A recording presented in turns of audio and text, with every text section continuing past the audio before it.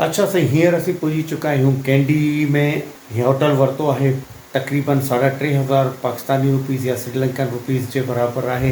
बहितरीनु ख़ासि ख़ूबसूरत साफ़ सुथरो रूम आहे ऐं बाथरूम बि नीट एंड क्लीन आहे।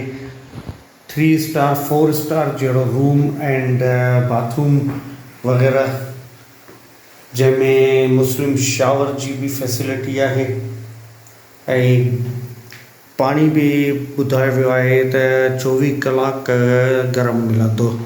एक्चुअली जॾहिं मूं हीअ जर्नी स्टार्ट कई कराची में त काफ़ी लेट पहुतोसि कराची क़ाइद आज़म इंटरनेशनल एयरपोर्ट ते, त उतां खां मां वीडियो ही स्टार्ट न करे सघियुसि छाकाणि जो बोर्डिंग पास वग़ैरह वरिती, स्क्रीनिंग करायो सामान, काफ़ी सिक्योरिटी वारनि थोरो सो परेशान बि कयो, चेक कयो सामान बार बार खोले करे।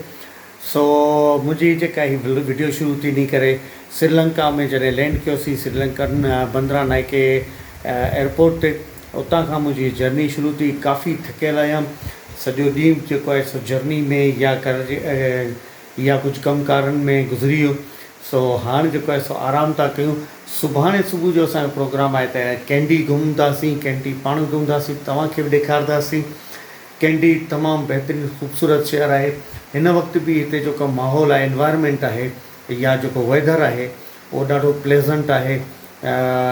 AC जी त ज़रूरत ई कोन्हे, AC लॻल बि कोन्हे ऐं पखो हले पियो तॾहिं बि थधी हवा पई अचे। सो हाणे आराम था कयूं। सुभाणे जेको आहे सो इनशाला नेक्स्ट व्लॉग में असां तव्हांखे कैंडी घुमाईंदासीं।